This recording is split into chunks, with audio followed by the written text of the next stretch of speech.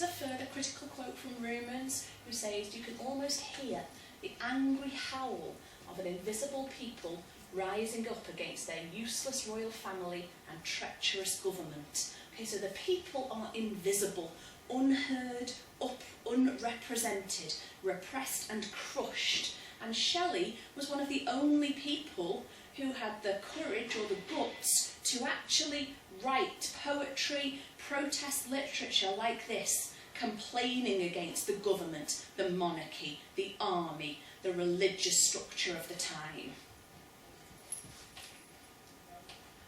Okay, so the first line describes an old, mad, blind, despised and dying king. This king is George III. Here he is. Okay, we get a very, very strong opening line, a list of adjectives. There they are, all very, very negative and unpleasant adjectives. Old, mad, blind, despised and dying king. He was dying, he was old, he was mad. We wouldn't say he was mad in this day and age, but he was classified by his people as mad. He wasn't blind, literally, but he was blind to the problems of his people. He was despised. So Shelley opens with a factually correct, but quite hard-hitting opening first line. This style of listing, just commas without any ands in between is called asyndetic listing. And it serves to kind of emphasise just how bad a king he was. He was old, but as well as that he was mad. And as well as that he was blind. But not only that, he was despised. And then on top of that, he was dying. So the asyndetic listing helped to give a really negative impression of the king. Alongside that, we also get consonants. So a consonant is any letter that's not a vowel. And here, the consonant that's repeated is the D. It's not alliteration, because that's when you need the sound at the beginning of the word, sorry. But you get old, mad, blind, despised and dying. It's hard to say if you actually try and say it out loud, because the emphasis on the D is so strong, and it's a very forceful and angry letter. So the consonants combined with the adjectives and the asyndetic listing give a really furious opening line. Then Shelley moves his attack onto the Prince Regent. Okay, so the Prince Regent in this era became George IV. He had to take control of much of the country whilst his father was still on the throne, because his father was considered too mad, too ill to actually run the country. So here Shelley describes him as the dregs of their dull race. So let's look at this word dregs. Here's a picture of some dregs. It's a cup of coffee or a cup of tea. The bits left over at the bottom. The worthless stuff that nobody wants. So Shelley describes the Prince Regent, as the dregs, the leftovers, the unwanted bits, the scum, if you like, dregs of their dull race. And their dull race is the House of Hanover.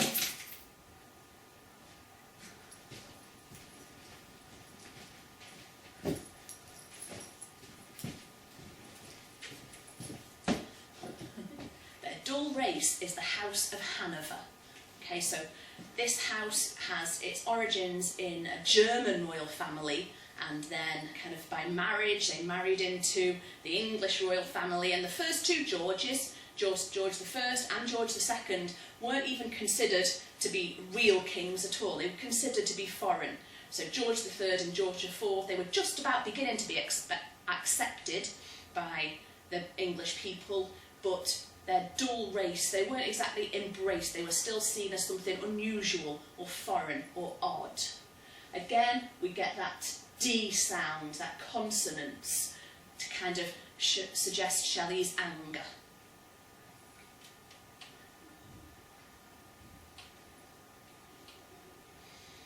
Okay, so the king and the prince are described as flowing through public scorn. So I've got this image here of a kind of a small stream on a beach flowing down to the sea. So I don't know if you've ever tried to stop a little stream like this, kind of with rocks or with more sand, and try and divert it. I have, but it's almost impossible. Okay, nature will flow on and defeat you nonetheless. So this little verb, flow, shows that no matter what the prince or the king does, they seem to flow on regardless through public scorn. Even though the public despise them and scorn them, still they are allowed to continue their actions unheeded. Yep, nothing can stop their actions. They flow like mud from a muddy spring. Okay, so here is a little example of a muddy spring. A spring is something that should be pure and natural and life-giving, but Shelley suggests that the prince actually comes from a muddy spring, something that is kind of contaminated or polluted. Perhaps this is a suggestion that the House of Hanover, kind of the genetics, aren't necessarily seen as particularly English. He is mud, something dirty, unnatural, unpleasant from a muddy spring. So even his genes aren't good enough to sit on our throne, according to Shelley. But it's not just the monarchy that Shelley despises. Here, generally, rulers. So we're bringing in the government here as well as the monarchy. Rulers who neither see, nor feel, nor know. So the Prime Minister at the time was called Lord Liverpool, and he had a Conservative government. And basically Lord Liverpool became a symbol for all of the political injustices of the time, such as the Peterloo Massacre, which we'll talk about in a second. But Shelley here is saying that the rulers, those at the top of the system, neither see, nor feel, nor know. Saying they are, oblivious, ignorant, removed and detached from the pain that the everyday man in the street is feeling. That they are in their ivory towers, completely separated from the suffering of the normal people. They neither see, nor know, nor feel. So we get that repetition. Not only don't they see it, they don't feel it, they don't know it. So the repetition emphasises just how detached they are from that everyday man. And instead of sharing or understanding the fate of that man in the street, actually what they are, according to Shelley, is like a leech. So here's a picture of a leech. So a leech is a creature which is a parasite. It lives off other living organisms. Here it seems to be on someone's hand. So a leech lives by sucking blood until it becomes engorged. And Shelley is saying that the rulers, the princes, the kings are like those leeches. They are clinging on to our country, sucking the wealth from it, sucking the produce, all of the manufactured goods for their own well-being, until the country is fainting. So that's what happens eventually if the leeches suck enough of your blood, and Shelley is saying that is what's happening to England. England is personified, so it suggests England has been made vulnerable or kind of weak by the actions of these people at the top of the social hierarchy.